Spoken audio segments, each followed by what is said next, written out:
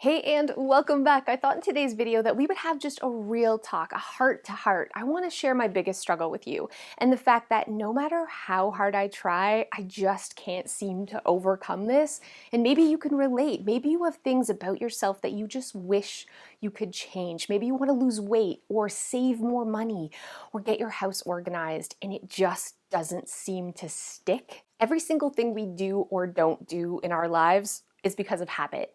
Bad habits, good habits, and creating new habits is the hardest thing I've ever done. My whole goal in life, ever since I was little, I just wanted to be responsible. I just wanted to have my life together. And my perception of that was someone who was debt-free and had savings, and someone who exercised and ate healthy and had a tidy home and a career they actually liked. They were like a normal adult. That has been my goal my whole life. And I struggle with all of those things, or I did. Super messy. I was fired from every job I've ever had. I've struggled with my weight my entire life. I was drowning in debt. I didn't have a nickel to my name before my next payday. And I overcame a lot of those things. But there's this one area that no matter how hard I try, I keep failing, and that is healthy eating. I am addicted to sugar, and I had weight loss surgery thinking that would solve my problem, but it doesn't change my habit. My habit is that I eat like crap. I am in the habit of reaching for Twinkies. Not Twinkies. Do they even make Twinkies? The point is, I'm in the habit of eating junk. And it isn't lack of wanting. I want to be a person who eats healthy, and I have tried amazing tips and tricks, even extreme, to have gastric bypass surgery, and I'm right back where I started with poor eating habits. So we're going to talk today about 6 real life things to create new habits, and I've done so many of these that have got me out of debt, that have changed my home. But I think I need a little more to actually just get this last part of my life under control. So let's talk about the first strategy to making a habit that lasts. And this is from the great Tony Robbins. And he suggests making your new habit a pull, not a push. And I know this sounds complicated, like what the heck does that mean? So I'm going to break it down to you. A push is something that you have to do, right? An example is, I'm telling myself I can't have sugar anymore. I can't eat junk food. I have to give up something I love. That feels like a push, something I'm pushing myself that I have to do. A pull is just changing my mindset to, I'm going to be in control of my body, and I'm not going to let Skittles be the boss of me. I'm going to say no. I'm going to stand up for myself and not give in to that temptation anymore, because I am stronger than that. That feels like a pull. Another example of a push would be, I have to do the dishes and clean the kitchen every night. A pull is, I get to wake up to a clean kitchen every morning.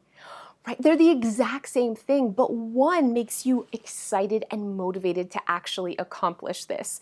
I wish this was enough, but it is a start. I'm still eating sugar, so I need something else. So let's move on to the second strategy for success. The second strategy is knowing your motivational tendency, and this is Gretchen Rubin's whole philosophy, knowing your tendency. I'm going to put a link down below to a free quiz that she has that you can take to learn your tendency. But basically, I'm an obliger, which means if I tell myself I'm going to do something for myself, I just won't. But I'll show up for someone else. I know this about myself. So I've, for 20 years, wanted to go to the gym on a regular basis, and I've never stuck with it. Now, I'm going to the gym 3 days a week. Why? Because I've signed up with my kids, and I'm driving them, and I'm showing up for them. And I've used this technique in so many different areas of my life, inviting people over, setting morning meetings, hiring an employee who shows up every day so I have to go to work. This is what works for me. I have to do this. I have to hold myself accountable to someone else to have success. I did do this though with giving up sugar. So Emily and I were giving up sugar together, and it wasn't enough. It wasn't enough. So let's move on to the third strategy for success. Know your energy style. And this is also a Gretchen Rubin strategy, and it breaks down to really 2 parts.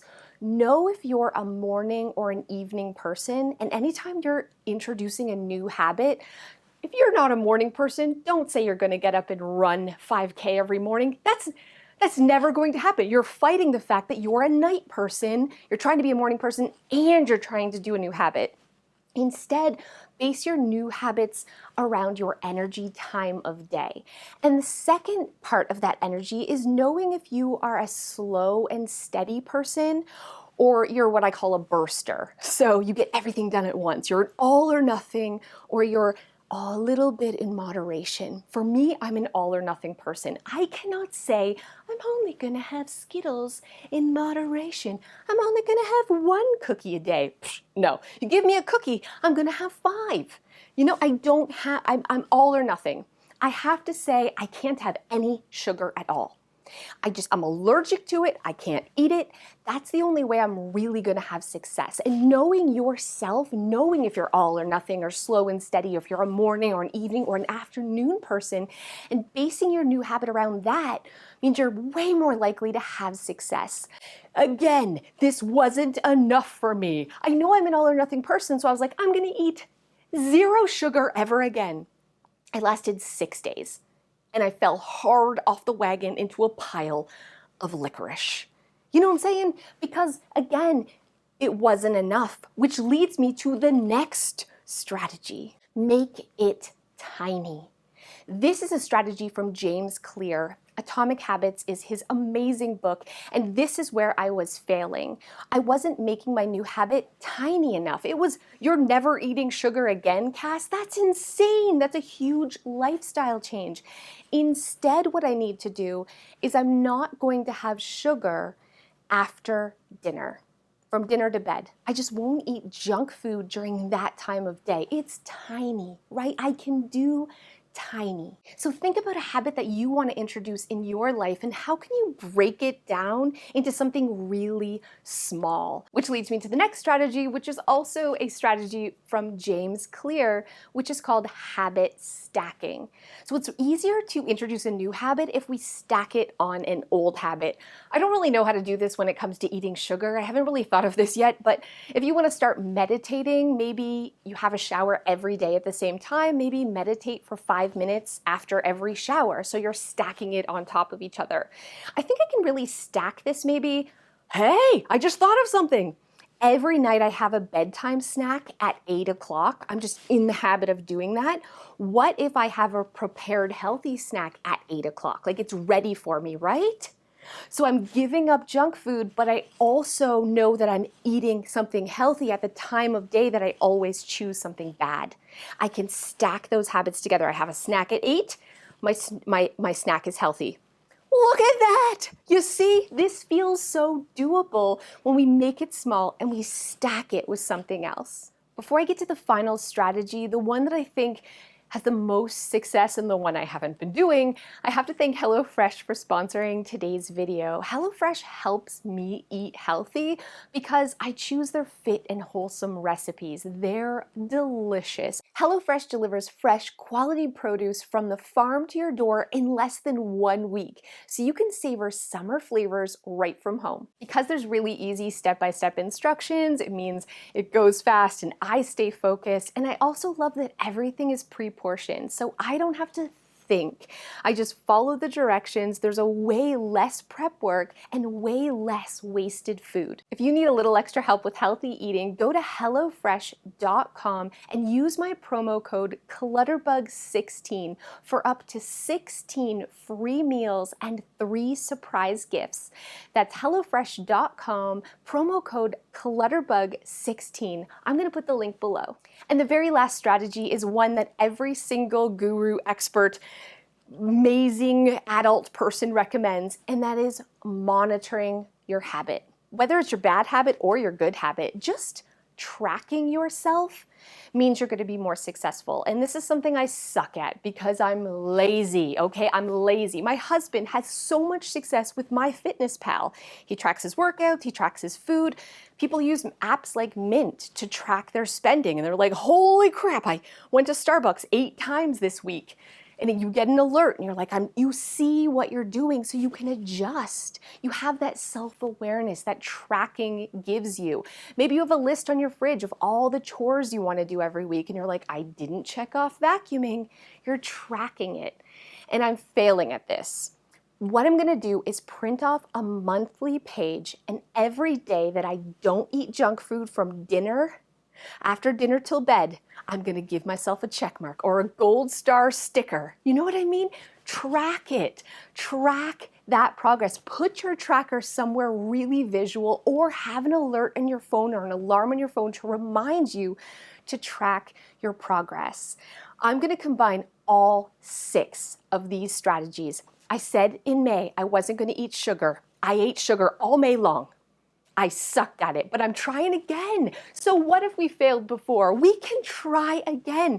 And I'm using Gretchen Rubin's technique of having someone hold me accountable. I'm having you hold me accountable. I'm weighing myself right now, okay? I'm gonna show you how much I weigh. I gained 2 pounds of giving up sugar. I've gained 30-something pounds since my surgery. Enough is enough. I'm taking back control of my life. I'm creating a new healthy habit. I'm giving up the poison that I'm addicted to, which is sugar. I'm being in control of myself, and I'm finally getting this last nagging bad habit out of my life so I can be proud of myself. And I want the same thing for you. Together, put in the comments below what new habit you want to create in your life, whether it's daily dishes or daily organizing or decluttering or going for a walk every day. I don't know what it is, but let's support each other. We can do this. And with these 6 strategies, I know we're going to succeed. Thank you so much for watching. Make sure that you like this video, and in the comments, put a new habit that you want to start in your life so we can all support each other and as a community make a real change. Remember to make that a tiny habit though, right? Atomic habits. Don't say you want to completely change yourself. I want to be a supermodel tomorrow. Little changes, that's the secret. Thanks so much, and I'll see you guys next time. Thanks so much for those of you who have stayed to the end. My worst nightmare finally happened yesterday, okay? Yesterday. I'm gonna share this with you. My husband looks really young. My kids say it's because he's a robot that never smiles, but there isn't a wrinkle on the guy's face. You know what I mean? Not only that, maybe it's genes. I have skin on my hands that looks like worn leather, like I'm getting cracky. I'm to the age where my skin has texture to it. You know what I'm saying? His doesn't. He's just smooth as a baby's butt, and he has a full head of hair. And every year I get older, I swear it's like Benjamin Button or whatever. He's aging backwards. Not only is he getting better looking, which is so frustrating because I want to have the power in the race. That's the point. The point is, I knew there was going to come a day where he was going to look considerably younger than me, and I was going to be accused of being his mother. That day has come, my friends. Yesterday was that day. I finally sold the old washing machine from the garage. Someone came to the door. They were banging on the front door. It took me forever to get to the door. When I finally did, I heard him in the backyard. So I was like, hello, Mr. Dude. And he came up front, and we were chatting, and I showed him the washing machine, and then he said to me, hold on to your pants, guys. Do you think your son could help us lift this? And I was like, I don't know. He said he's in the backyard cutting the grass. And I'm like, Milo's cutting the grass? He's 9. He's never cut the grass. I thought Joe was cutting the grass. So I was like, I'll be right back. I ran to the backyard. It was Joe. He thought Joe was my son. And I thought maybe he just didn't get a good look at him, you know, because he was wearing a hat and he was cutting the grass. So I had Joe come and help move the washer. They're 2 feet apart. This man still thinks that Joe is my son, which means we must have like a 20-year age gap. Like what? I'm 55 and Joe's 30? Is that what this man thinks? The day has come. The day has come where I am now confused that I'm Joe's mother. It's the saddest thing. This is my worst nightmare. My dad all the time gets accused of being my stepmom's dad.